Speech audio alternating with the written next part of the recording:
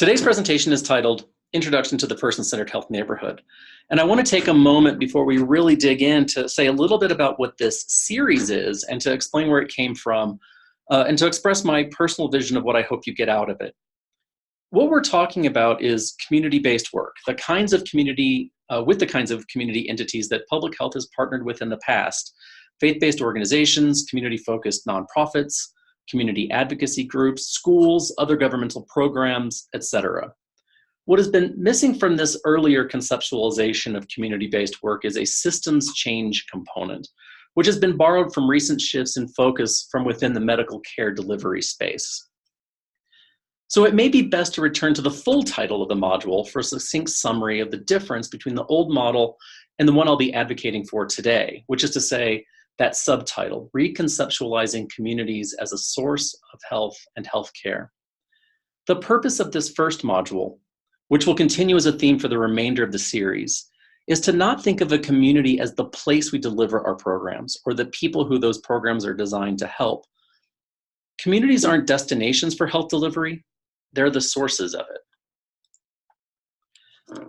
For some of you, this may seem like old wine in new bottles. For some of you, this may be your first exploration of systems change. I hope that in today's presentation, I've added sufficient explanatory material about what we mean by systems change, systems of care, and how to build such systems so that the concept is sufficiently understood enough to also explain the difference between the old school community-based initiatives that you participated in before and this more esoteric health systems change approach. Which leads us to this, the 5 major objectives for this entire series. The first 2 bullets I'm going to get into today, explaining the concept of the health neighborhood, where it came from, and why it's important. We'll also use the 5 A's as an analytical structure to understand the function of our health neighborhood's moving parts. The criminal justice system is a complex one with deep penetration outside the confines of the incarcerated environment. Those entering arrive via unique life courses with unique risks, poverty, unstable housing, underperforming school systems, toxic environmental exposures, and others. These risk factors not only contributed to their chances of being involved with the criminal justice system in the first place, but other overlapping outcomes as well. Like the odds that an individual will experiment with an addictive substance or develop an addiction themselves. They influence their habits, hobbies, and diets. They influence their friend, family, and coworker social networks. And having been incarcerated shapes those relationships going forward. Many of those who enter a jail or prison or some sort of diversionary or community-based program already suffer the ill effects of a life spent in chronically, toxically stressful home and work environments, resulting in undesirable outcomes, including the development of chronic medical and mental illnesses.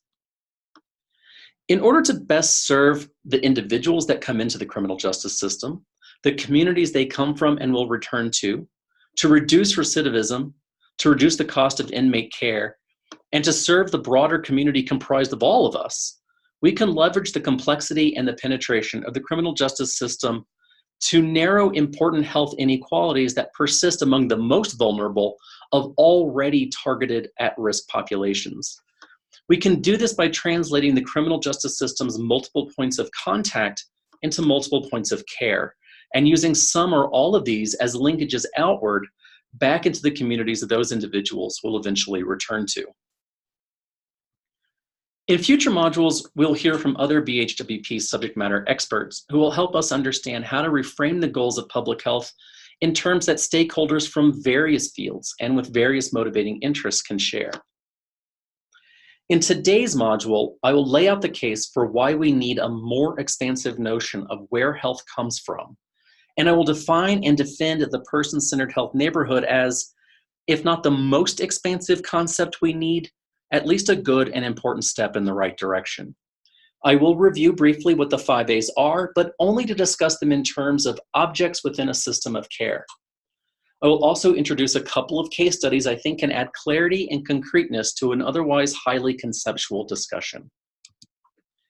So with all that in mind, allow me to begin making the case for why we need the person-centered health neighborhood.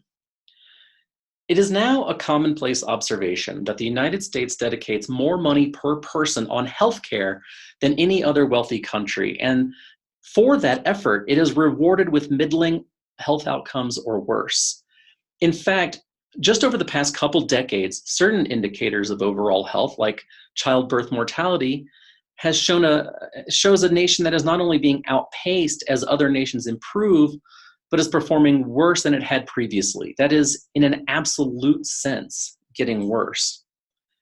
In their book, The American Healthcare Paradox, authors Bradley and Taylor make a compelling case that at least part of the vast and widening discrepancy between US spending and outcomes is due to America's concept of healthcare as medical care, disassociated from social services. Where Americans outspend their European peers for hospital, doctor, and specialist visits and drugs, we dedicate very small amounts to developing a robust social safety net guaranteeing basic income, housing, and food security, as well as treatment for mental health conditions and substance abuse. When adding medical and social services spending, America's health outcomes are no longer paradoxical. Our average health outcomes are correlated with our average spending levels. While resolution of this paradox gained some attention when the book was published in 2013, its reception by the public health world was warm but unexcited, as it merely provided important data to support what public health officials had known for quite some time. That as a percentage of contribution to their health, any individual's visits to their physician's office is dwarfed by other factors, including genetics, socioeconomic conditions, health behaviors, and public policies. Estimates vary, but most models only attribute between 7 and 10% of a person's health to their doctor. This finding could only be considered surprising by individuals within the medical community, doctors and nurses, and others whose awareness about various public health concerns developed within the paradigm of what we call medicalization.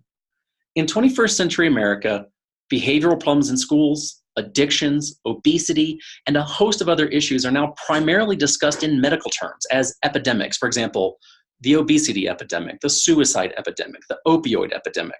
They're thought of as pathological, as diseases. And if they're diseases, it's obvious that the vector of treatment should be medical doctors, clinics, and hospitals. Medical problems have medical solutions. But addiction to any drug, including nicotine, is a product of an individual's biological constitution, their genetics, their metabolism, dietary inputs, age, gender, racial and ethnic heritage, etc. But it's also a product of several other factors, including the health behaviors of their family and friends, their income and educational levels as children and as adults, and their occupation, to name just a few. Their encounters with communal living facilities like jails, prisons, and residential substance abuse treatment is also a factor. While 99% of individuals with a daily smoking habit began that habit before the age of 25, admission to a communal living arrangement where smoking is permitted is a common place for non-smokers to start after young adulthood is over. And approximately 5% of non- and ex-smokers will begin smoking upon admission to such environments. It is also a product of the policies that influence their actions and those of their peers. These include organizational policies, municipal regulations, county and state laws, and the national tobacco control landscape, all acting together to encourage and discourage certain choices. It is entirely possible, and even likely, that the best thing the United States can do to improve the health of its residents is tighten up and expand national, state, and local tobacco control policies. However, such large-scale changes often court controversy from ideologically opposed voters, and because they're effective, the attention of major commercial interests that would rather not see giant swaths of Americans reconsider their tobacco use. In an ideal world, the intervention described here, building a tobacco cessation health neighborhood, would be done in conjunction with national, state, and local level tobacco control expansion on one side, and a vast education and training initiative aimed at clinicians and other care providers on the other. But in the absence of such changes, intermediary approaches like the health neighborhood are, as one expert has called them, necessary to save those that our policies leave behind. A successful health neighborhood, one that has the trust of the community it serves, substantial reach within that community, and is able therefore to successfully persuade individuals to attempt health behavior changes, and provides them the knowledge and resources needed to be successful, can also help us achieve our policy goals. That is, by creating communities that center wellness not merely as a means to an end, but as a shared value, A health neighborhood fosters advocacy and mobilizes neighbors to demand the policy level supports they need in order to sustain and grow their wellness initiatives. So with that in mind, I'm going to take a first crack at defining a health neighborhood. At the 30,000 foot level, the simplest definition of a health neighborhood is that it's the set of people, organizations, and sites that are the sources of health for an individual, regardless if they provide medical or behavioral health care itself. I'm going to refine this definition a little bit later, but for now, it may be more useful to try and bring what a health neighborhood is into more focus by saying what it's not. As mentioned previously, public health has recognized for several decades the importance of so-called upstream approaches to affect final health outcomes and the disparities therein.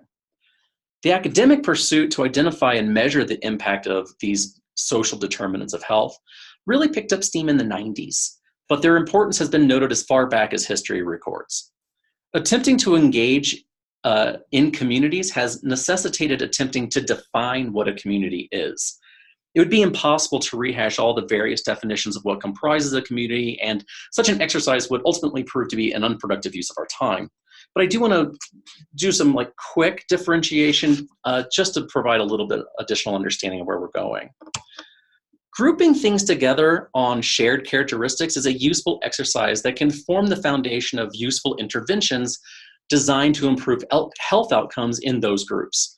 The act of grouping can be done more or less without the input of anybody that's been grouped that way.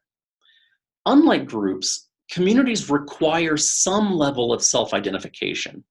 Such self-identification can be entirely voluntary, as those who join certain issue-based advocacy groups.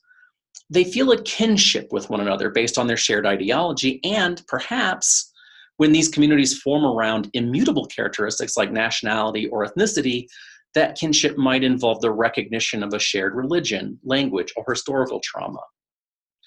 All neighborhoods are communities, but neighborhoods have a geographic component. And this is important to our discussion today because to deliver care, there must be points of care.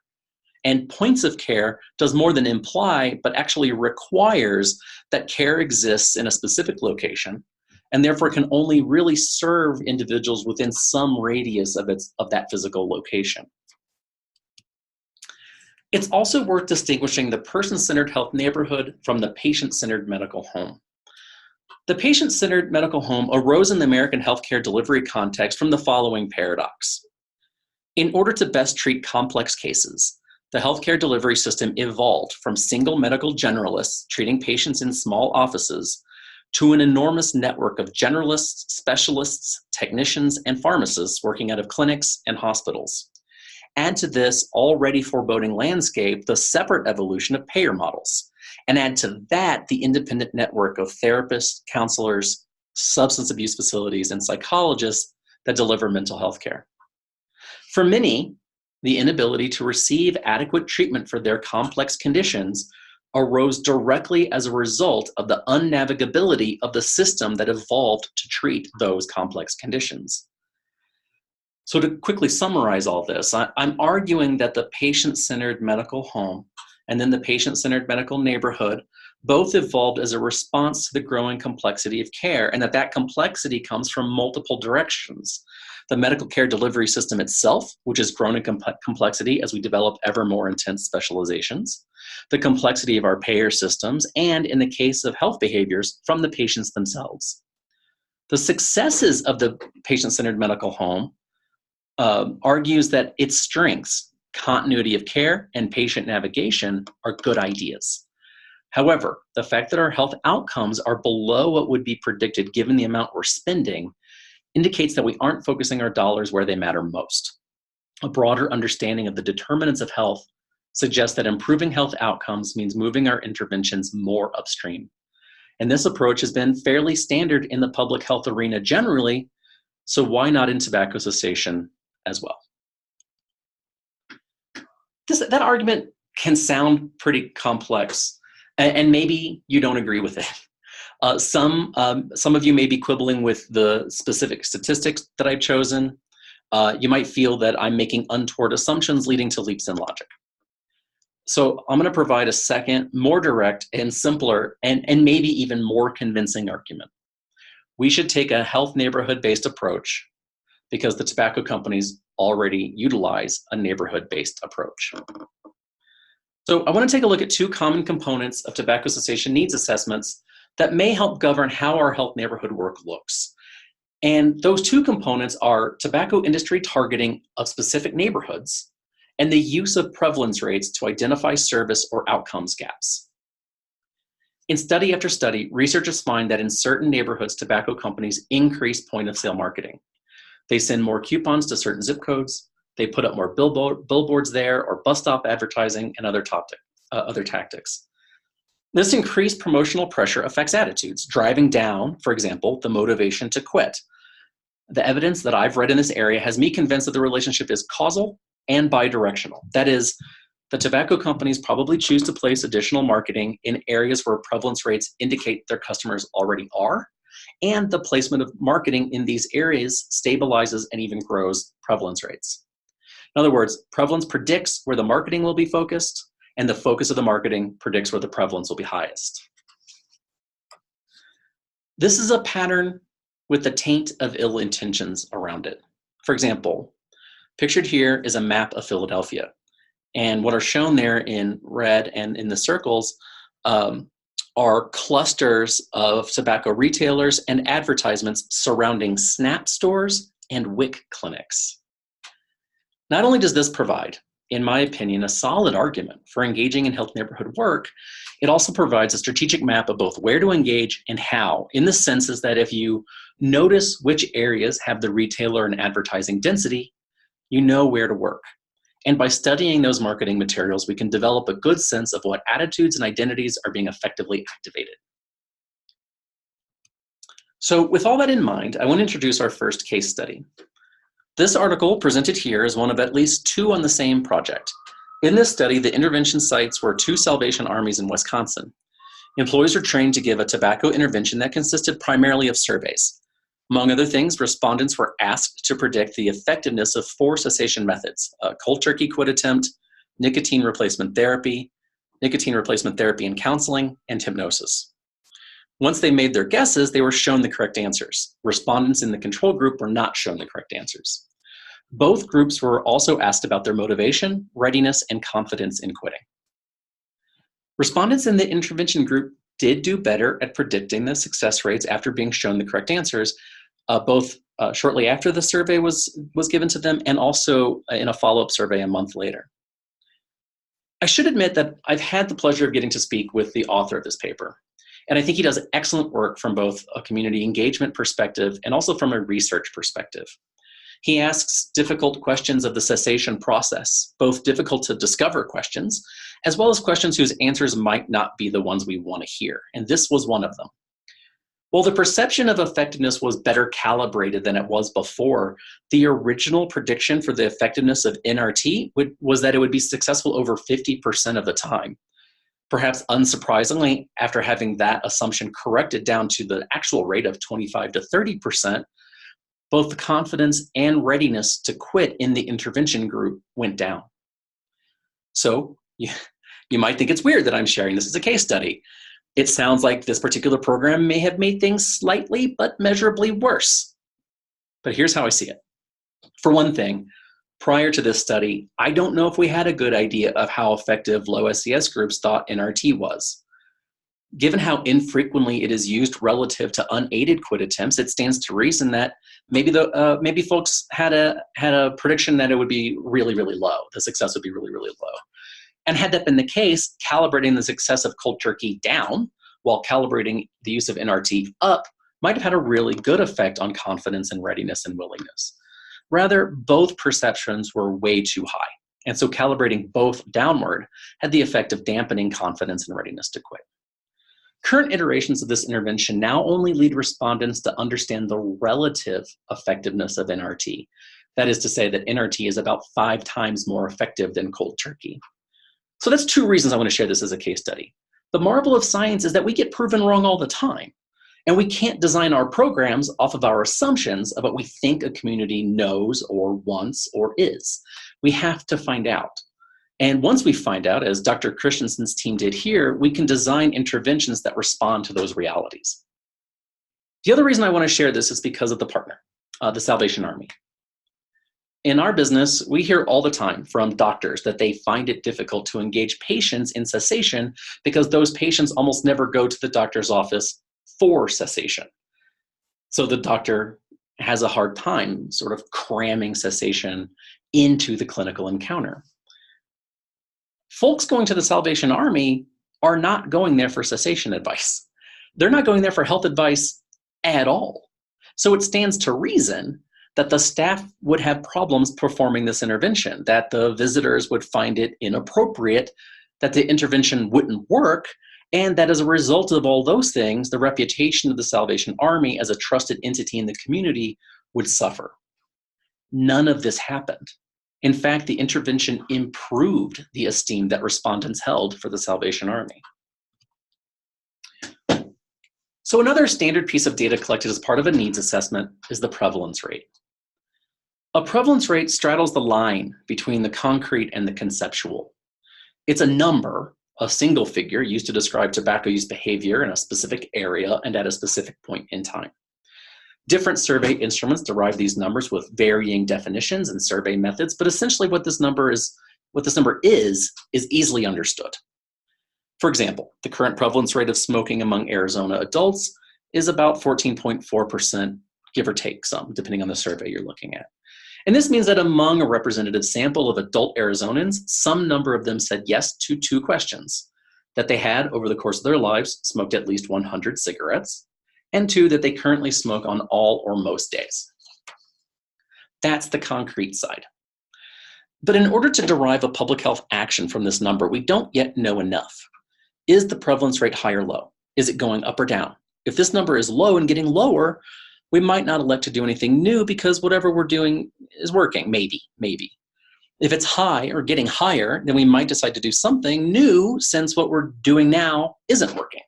But what? And to figure that out, we need to know, how did it get that way? Pictured here are 4 common patterns of the development of a regular smoking habit. The x-axis is the age of the smoker, from 12 to 30. The y-axis is the number of days smoked in any month, beginning at 12 and going to 30.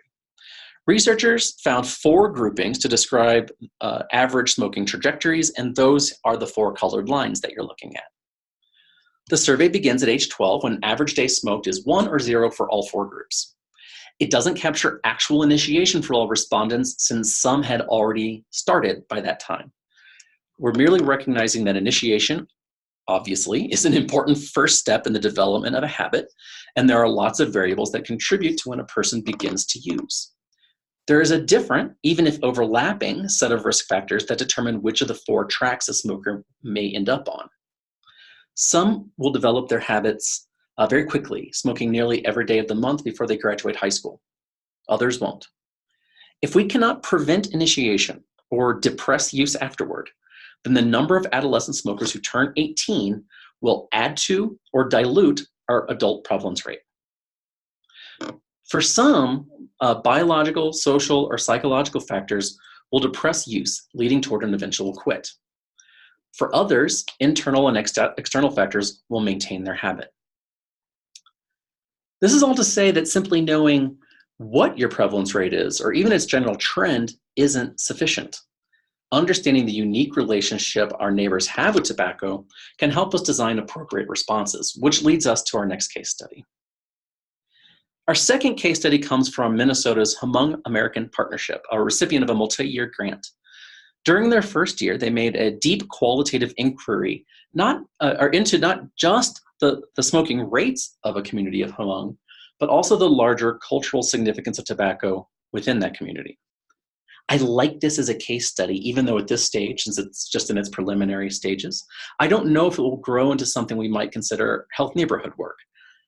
But I do like it for a couple reasons. One is that it highlights that Asian, or even Southeast Asian, may not be nuanced enough as a class or a group when it comes to understanding prevalence rates.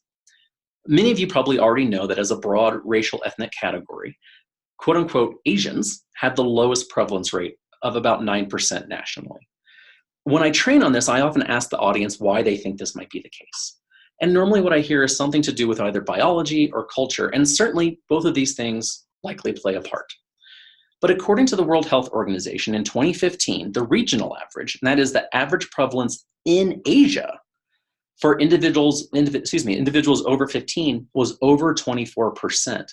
And this ranged from between 11.3% in India and 42.8% in Timor-Leste.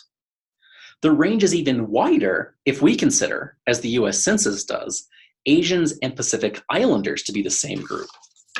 In this case, Kiribati's smoking prevalence rate of 47.4% marks the upper boundary. Japan and China, both developed middle-class countries, have smoking prevalence over 24%, which is to say about 2.5 times higher than the Asian population within the US. So it's hard to say what role culture and biology are playing here. It could be the case that if those were altered, the prevalence rates would go up. But what we can say is that those two factors don't contribute to an inevitable 9% prevalence rate. And since 9% is low by US standards, we can't simply claim it's due to US policies either. And that doesn't even bring in generational differences.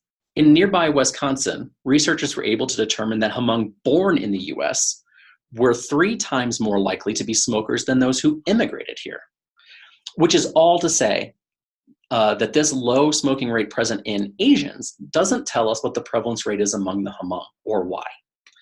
So the first step here was to figure out what the prevalence rate was, but they couldn't stop there. They also needed to find out why it was what it was.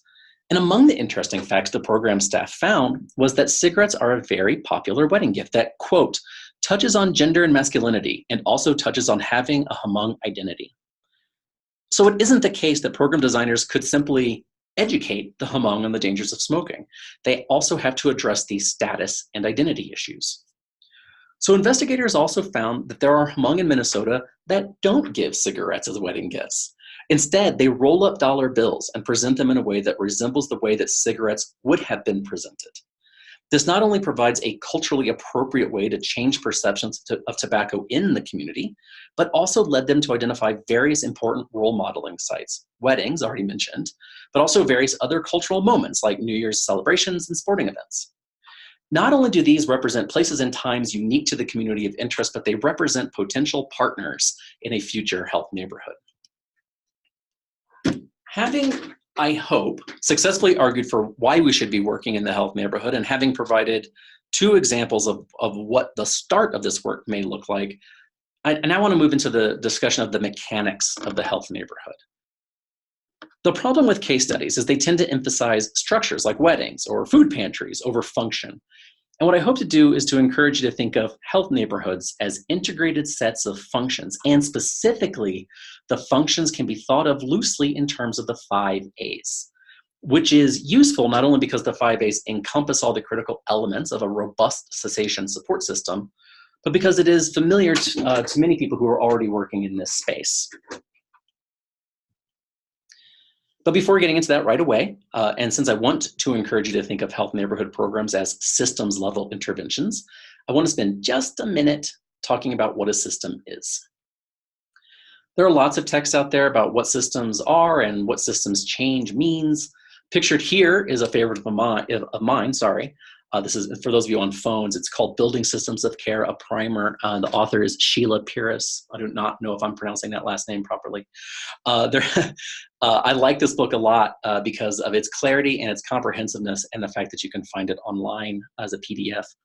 Anytime you see a coordinated network integrating care planning and management across multiple levels, you're seeing a system. Ideally, this system is culturally and linguistically competent and at least aims at building meaningful relationships. These 2 factors, the cultural and linguistic part and the relationship building part, these are aspirational and they're always incomplete projects. But the first part is the necessary component of systems. That is the integrated part, right? Cultural appropriateness and relationship building transform a healthcare delivery system into a system of care. And what I want to emphasize here is that, considered properly, a system of care is the care that is delivered. It's also the sites of that care delivery. And most importantly, it's the relationships between them. Now, these relationships can be unofficial and ad hoc, or they can be highly formalized and structured. Facilitating health systems change does often involve adding structures to a system. In our case, that means like adding a service somewhere. But the bulk of the work is helping partners organize that new structure into a coordinated network. It works with sites to establish a single process that governs the workflow from screening through treatment planning and patient management. New workflows should be aligned with the strategies and goals of other departments, service lines, and other relevant stakeholders. Once the tobacco cessation workflow is established as a beneficial tactic for multiple parties, at that point, its continued existence becomes much more likely, which is to say, sustainable. The bulk of systems level work is on the architectural order of the building blocks and the processes that connect them. But before we can really talk about that, we have to sort of have a decent understanding of what the building blocks are. So listed here are the evidence-based tobacco cessation services. These are the services given an A or B grade by the United States Preventative Services Task Force, and the result of that A or B grade theoretically means that these services should be reimbursable by health payers as preventative services as governed by the Essential Benefits section of the Patient Protection and Affordable Care Act, aka ACA, aka Obamacare. Those of you who are already working with systems that are seeking reimbursement for care, you probably already know that this coverage is not treated in a uniform manner by all payers. Nevertheless, these are the services or products we'd like to make sure are available for our neighbors. These are what we are calling the building blocks. And the more of them that are available to your neighbors, the better. Once one or more of these are established, then we can move on to supportive work like educating the public on their existence and how to access them, and establishing referral protocols between service sites and so on. To this list of evidence-based practices, I would add screening and assessment using a validated instrument. These are not alone sufficient to motivate a quit attempt or impact its success. However, they are essential components of a responsive tobacco cessation workflow, and they can be separated out as dispersible functions of the health neighborhood. I'll discuss what I mean by that in a minute. I would also like, for purposes of the health neighborhood, to look at that word counseling that shows up on that third bullet point. This word causes a lot of confusion, and I'm not going to propose that what I say next conforms to the word counseling in all of its various contexts. I only want to talk about how that word is meant in the tobacco cessation and reimbursable services world. Health systems tend to define tobacco counseling to involve four main components: a discussion of the harms of tobacco use, a discussion of the benefits of quitting, a discussion of the tobacco user's triggers and barriers, and finally, a treatment recommendation. And that last one is normally operationalized as at least a recommendation or prescription for FDA-approved pharmacotherapy. These conversations are classed into 2 degrees of intensity, a 3 to 10 minute version and a greater than 10 minute version. But notice that this description doesn't include anything therapeutic. There's no mention of a therapeutic modality. There's no mention of processing or recovery or grief or anything like what a licensed clinical social worker, an addictions counselor, or psychologist might do with a client. And I bring that up to point out 2 things. MDs, medical doctors, and other medical professionals often balk at including quote unquote counseling into their practices because they think they're being asked to perform therapy, which is a task they're often untrained to perform professionally and often find personally uninteresting and maybe even unappealing. But discussing the physical harms of tobacco use, discussing the benefits of cessation, and developing treatment plans that may or may not include actual medicine, these acts are far more agreeable and understandable to them.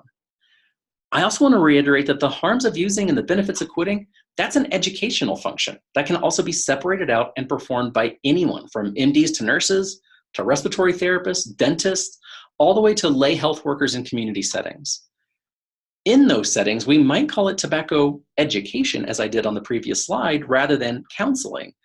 But the function is the same. And as we saw in the first case study, education can play a role in calibrating perceptions of risks, normalization, and promoting successful quitting methods. So 2 slides ago, I listed what we call the basic building blocks, the objects of our cessation system. The 5 A's provides an outline of a structure of how and when to link individuals to those objects. So this is not a training on the 5 A's. So if you need a better explanation of them than I provide here, go ahead and refer to the 2008 Treating Tobacco Use and Dependence Clinical Guidelines that I'll reference later in the presentation, or visit our webpage or YouTube channel. That is BHWP's webpage, bhwellness.org. Some things I want to point out is that the 5 A's is an evidence-based framework, and it's applicable across chronic disease prevention and treatment efforts. This is important because if you're working with any partners that are involved in any way in the chronic disease world, they are participating in activities that can be characterized in terms of the 5 A's.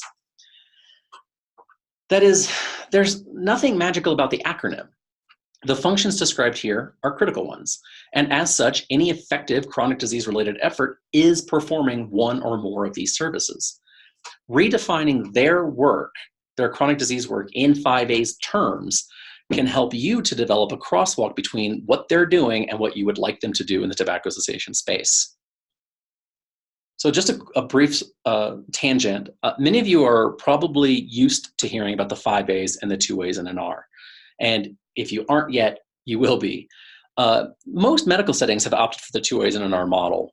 That is, asking if a patient uses, advising them to quit, and then referring them to a service rather than providing any additional cessation-related help. The 2 A's and an R model is also an evidence-based practice, and it's often more agreeable to busy primary care providers. But there are 3 problems with the pervasiveness of the 2 A's and an R model. For one thing, the 2 A's and an R model does motivate quit attempts, and it does impact cessation success, but the 5 A's do it better. The second thing is that for a referral to be effective, it has to be appropriate for that individual patient's needs. It must be of a form they find desirable. It should be tailored to be age and culturally appropriate. It should be at a time and place that the patient finds convenient. How can a provider determine this level of appropriateness without engaging in some assess and assist?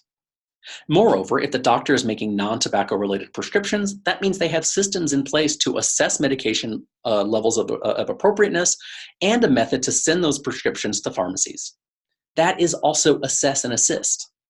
And of course, doctors' offices have the ability to arrange for follow-ups. In other words, many doctors' offices have 5 A's type protocols, but they either don't want to do this for tobacco, or more likely, they can and are willing to do so. They just don't understand the 5 A's well enough to operationalize it in a way for it to show up in the patient's charts. And so finally, and this is perhaps the most critical one, I think, if everyone is always referring people to services, then nobody's the actual service. And so then entire communities, entire states have to rely on a single source, and that's normally the quit line in Arizona. That's your ASH line, telephonic counseling service. And that's a great resource. There's nothing wrong with it. It has a great quit rate, about 6 times more effective than an unaided attempt. And that's huge, especially in this world. But they'd be the first to tell you, and I know this because I've asked them, that a telephonic counseling service cannot be considered a cure-all. It's not the right fit for absolutely every tobacco user at every moment in their lives. Rather, a telephonic counseling should be one option in a broad array of quit services. Our community partners should be able to, with confidence, send their clients and customers to trained professionals to receive whichever evidence-based service that person needs to successfully quit. So with all that in mind, I do want to review very briefly, very briefly, what the 5 A's are, just so we're all on the same page. And also, since I'm going to be talking about expanding this concept across the entire health neighborhood, we should have some agreed upon notion of what the unexpanded version is. In short, in the classic version, a single provider, normally an MD, will ask the person if they use tobacco. This is just basic screening. And after screening for tobacco use, if the patient says they use, then that same provider advises the patient to quit, and then that same provider assesses whether the patient would like to continue talking about this issue. That is, if the patient is ready to either receive a referral or to have more education and counseling on the topic. I would also include here an actual assessment of dependence, which could, and in my professional opinion, should be included as part of the patient's medical record.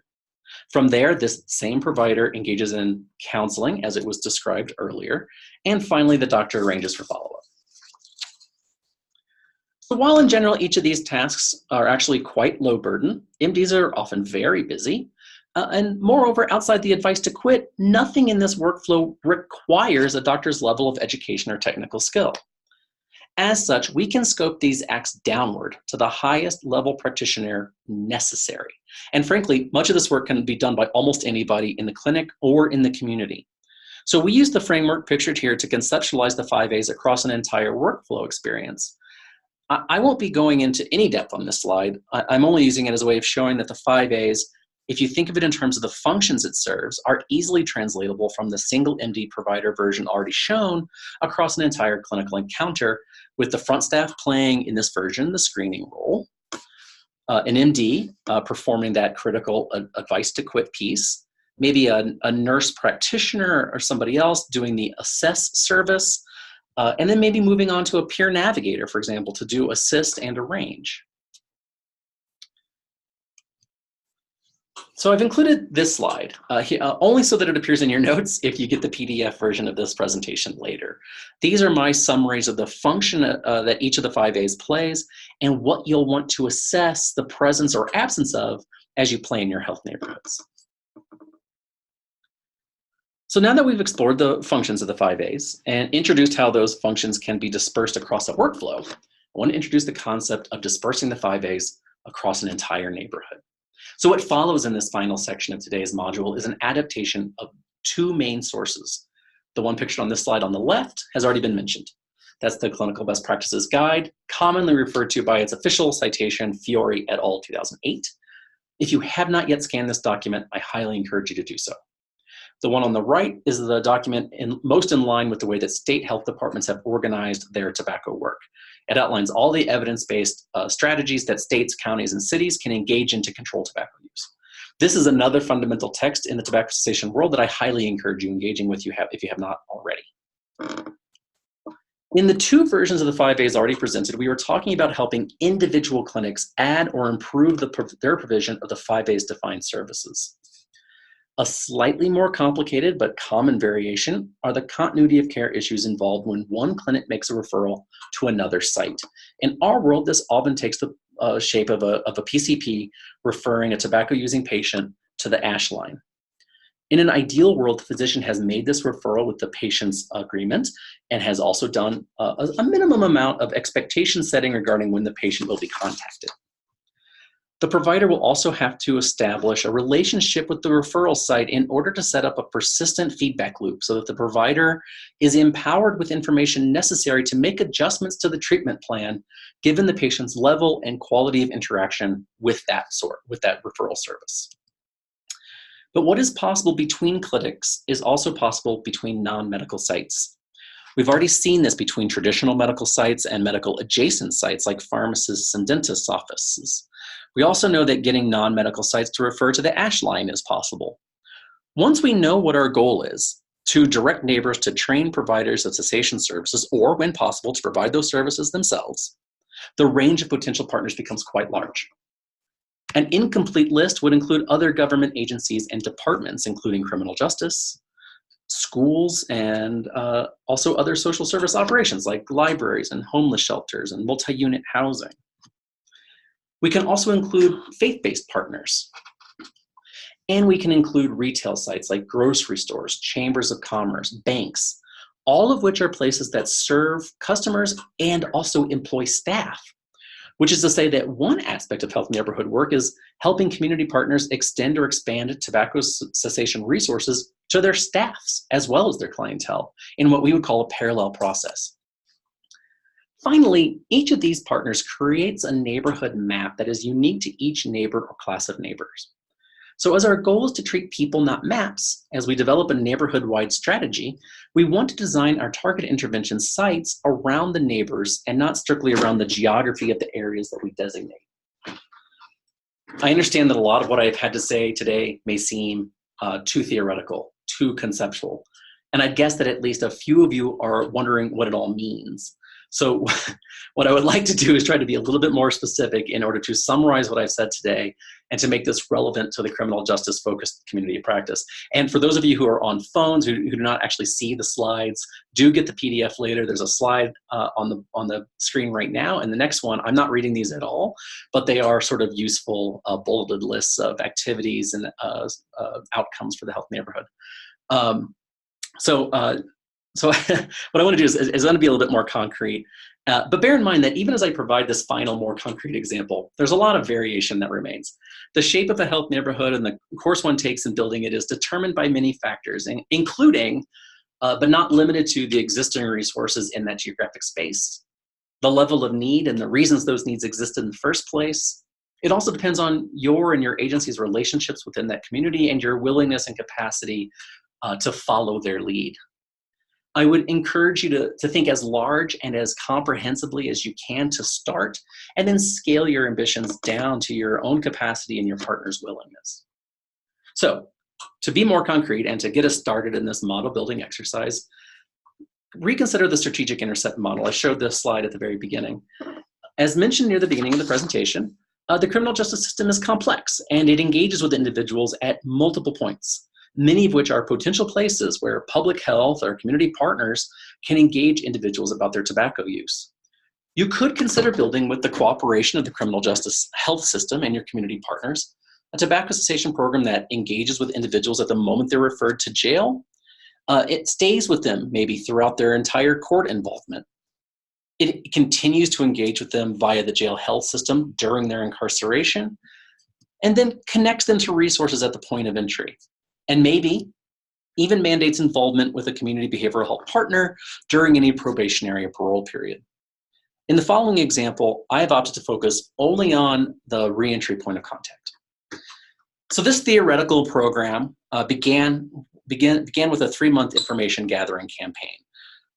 We performed a needs assessment with every inmate at discharge to try to identify which services they would be required to access, that is to say, mandatory parole and court appearances, those that they might need.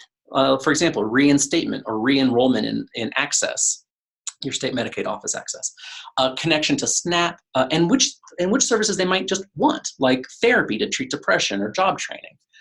We were looking for shared or predominant trends so that we could build a set of partnerships that are uniquely tailored enough to be persuasive to the individuals within our neighborhood, but also broad enough that the outcomes don't accrue to an overly narrow population.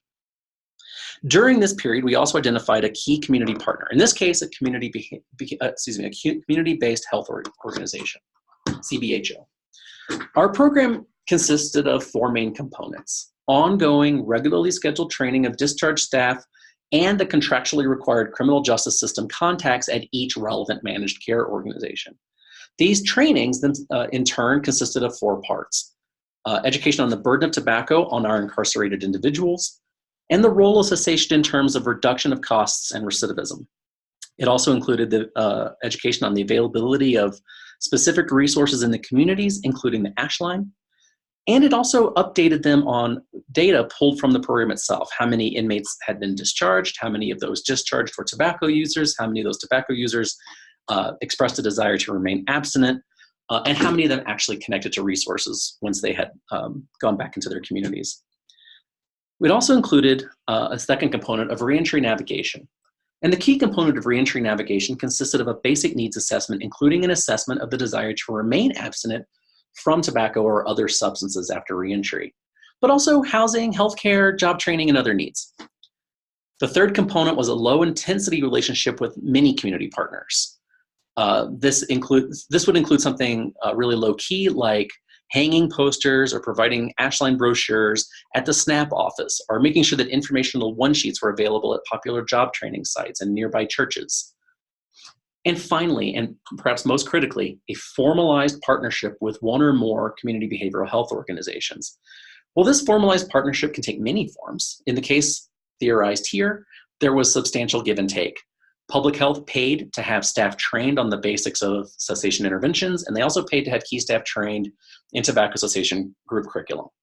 For their part, the CBHO regularly ran tobacco cessation groups and also marketed their group to clients in other tobacco adjacent groups, including other substance recovery groups, depression-related groups, and those attending support groups for tobacco-related chronic conditions like cancer and diabetes.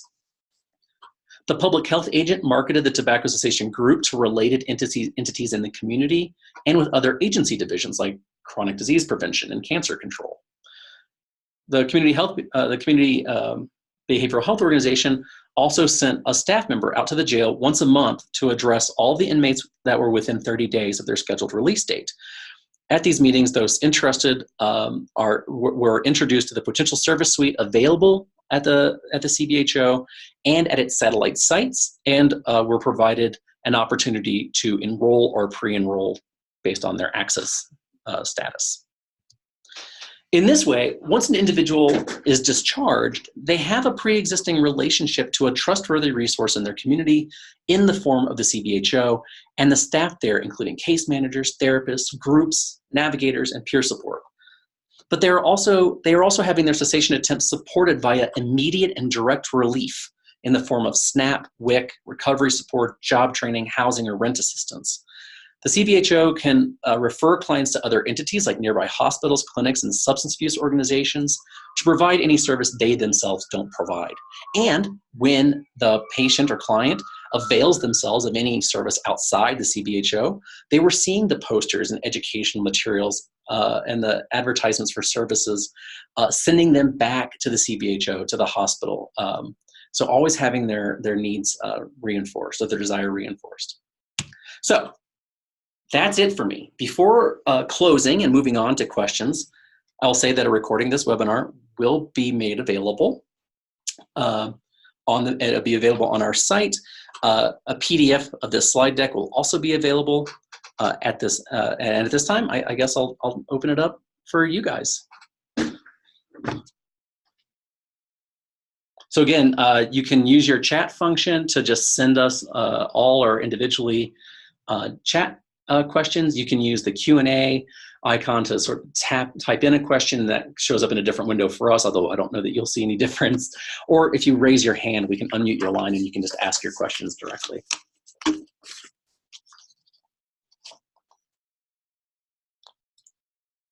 And then Chad, I don't know if you wanted to make any comments too while we wait for questions to come in. Sure, I'd be happy to, Jim. Thanks for that excellent webinar and setting the context for the community of practice. And as we wait for any questions, I think that in setting that context again, it was just really clear to me how the hubs of care that a lot of you are working with are a natural fit for being part of that health neighborhood, what be they drug courts or housing or youth programs or opioid programs or some of the institutions like jails and prisons, and they all really have that potential to complement any kind of patient-centered or medical home type model. And so I think it's just going to be really interesting as a peer group to talk about how you can maximize those hubs of care. And fortunately, we have a willing partner in Lee and Pima County to really get us kicked off on that during our first learning community call on August 15th and discussing what her county is doing. And then we'll bring up a variety of other topics that really fit under this context of the health neighborhood and the follow-up webinars and the learning community calls that are coming after the 15th as well. And I'm not seeing, are there any questions that you're seeing, Jim, at this point? I had to unmute my line. No, I'm not seeing anything come in. But as you all know, Chad will always be available for you guys to write to as you start to think of things. I'm also completely available to hear. As a matter of fact, I've been in conversation with some folks down in Pima already, and so I hope that continues. So yeah, as Chad mentioned, I sort of focused on working with the jails and prisons directly, mostly because I sort of have the OXO method in mind, which is to say, if you design a process for the hardest to reach communities, and you normally develop a system that's effective in other environments, and working directly within, especially within, but even with jails and prisons can be present its own unique challenges. But to reiterate what Chad was saying, really it's anywhere can be a hub of care And I think that, what I've always advocated for in the past when we talk about these health neighborhoods is that public health is uniquely situated to be an educator and connector, a trusted source of information and data and best practices for almost any type of site. And so by all means, I know that I focused on jails and prisons, and if you want to reach out to me to talk about other entities, like multi-unit housing, for example, or schools, then I'm available to do that as well.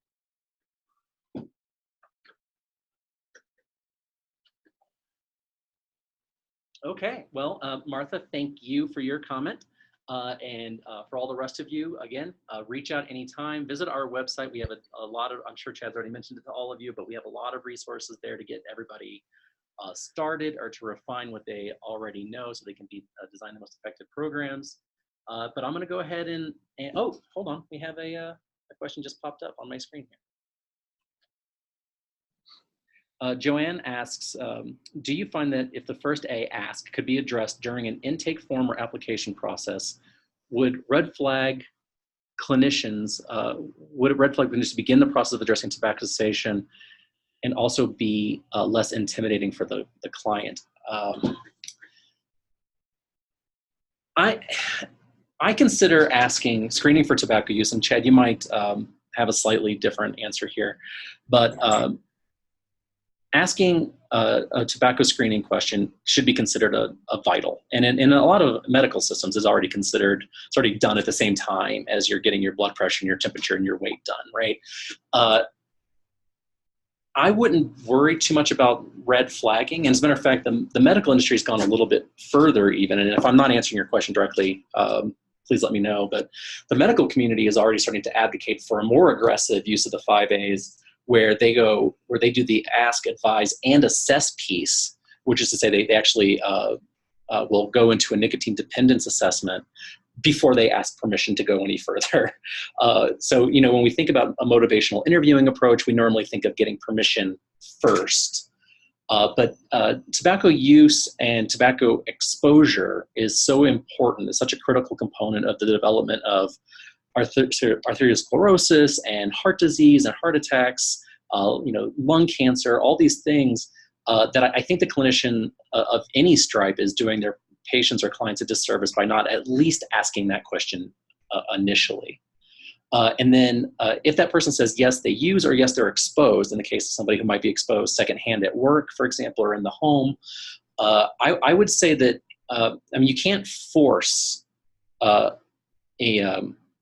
cessation path for somebody. They really have to elect into it. But at the very least, you should be making yourself available, saying, if you're not ready to talk about this today, you know that I'm here for you, know that I'm skilled and trained in this. I have resources for you. I can help you make this work when you're ready.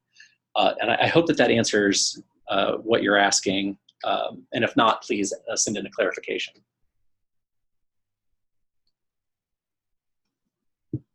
She says, thank you. So, okay, that we are exactly at time. It is 2:00 there in sunny, bright and dry Arizona, my previous home. If you want to stick around, I can make myself available to answer more questions. Otherwise, I'm gonna hit the sign-off keys. Thank you all so much for your attention, and Chad will let you know when the recording is available for review.